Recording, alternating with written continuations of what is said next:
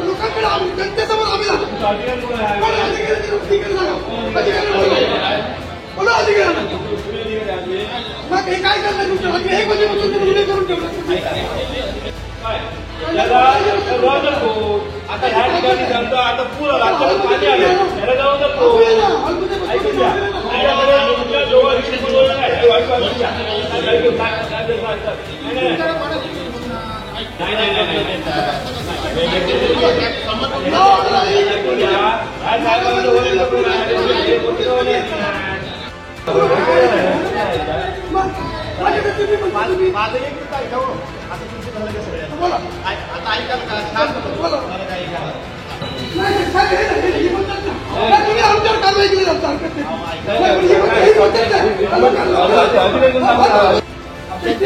सगळ्यांनी आतमध्ये येऊन लाईनीत फक्त बसा. तुमचे लोक वर येऊन बसा. तर कुडाळ तालुक्यातील नोंदणीकृत बांधकाम कामगारांसाठी 23, 24, 25 असे 3 दिवस महालक्ष्मी हॉलमध्ये शासनामार्फत भांडी वाटप आणि संच किट वाटप करण्याचं शासनानं अधिकृत नोंदणी कामगारांना आज कालपासून बोलवलेलं होतं.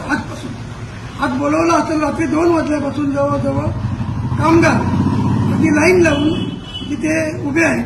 अशा परिस्थितीमध्ये सकाळी 8 ते 9 वाजता अधिकारी येऊन त्या सर्व 300 कामगारांना कामगारांना सांगण्यात आलं की आता आमची साईट बंद पडलेली आहे, त्यामुळे साईट चालू झाल्याशिवाय तुम्हाला संच आणि भांडी वाटप होऊ शकत नाही, त्यामुळे तिथे इथून जावं. त्यावेळी कामगार अक्षरशः मेटाकुटीत आले होते आणि अधिकाऱ्यांनी म्हटलं आम्ही लांबच्या गावातून इथे आलेलो आहोत, आम्हाला त्वरित तुम्ही ऑनलाईन जर तुमच्याकडे सुविधा नसली तर ऑफलाईन सुविधा देऊन तुम्ही आमचं रजिस्ट्रेशन करून द्या. पण असे असताना 10 ते 10:30 पर्यंत अधिकारी वर्गाने पोलिसांच्या बळावर वाटून त्या सर्व कामगारांना इथे तुम्ही थांबायचं नाही म्हणून दम देण्यात आला, पोलिसी बळाचा वापर करण्यात आला.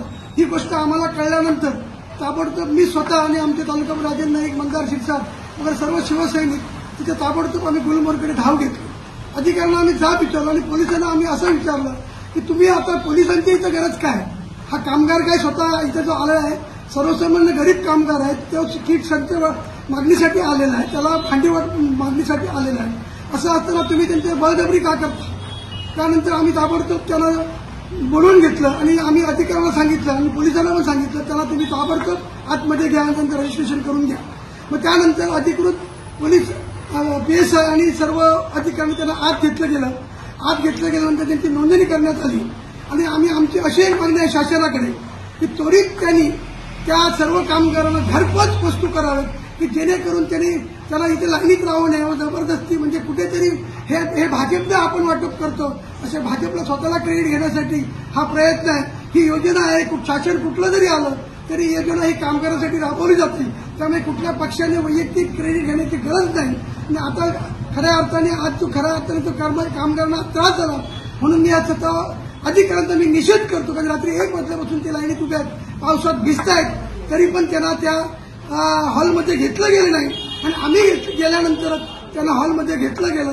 हा जो एक प्रकारचा शासन त्यांच्यावर अन्याय करतोय आणि माझं स्पष्ट म्हणणं आहे अशा प्रकारचा अन्याय करत असेल तर शिवसेना सुद्धा परत अशा ठिकाणी रस्त्यावर उतरल्याशिवाय राहणार नाही आणि सर्वसामान्य कामगारांना न्याय मिळवण्यासाठी नक्कीच आम्ही आमचे आमदार वैभव नाईक यांच्या माध्यमातून आम्ही निश्चित त्यांना न्याय मिळवून देऊ. सकाळी 8:30 पासून आम्ही काम चालू केलं तेव्हा सकाळी साईट बंद करण्यात आली होती शासनामार्फत, त्याच्यामुळे थोडीशी गडबड झाली. त्याच्यानंतर आम्ही थोडंसं हे पब्लिक कोण ऐकत नव्हते म्हणून आम्ही थोडंसं पोलिसांचं सहकार्य मागितलं.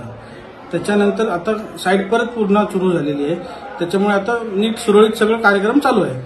आता जे कोण हे असतील कामगार कल्याणमार्फत मंडळी आलेली असतील त्यांना सर्व साहित्याचं वाटप करण्यात येणार आहे. तरी आता किती लोक असतील, काय नोंदणी, किती जणांची नोंदणी? 450 ते 500 जणांची नोंदणी आजच्या दिवसात पूर्ण होईल. आणि हा कार्यक्रम किती दिवस असणार आहे? हा कार्यक्रम 28 तारखेपर्यंत होणार आहे.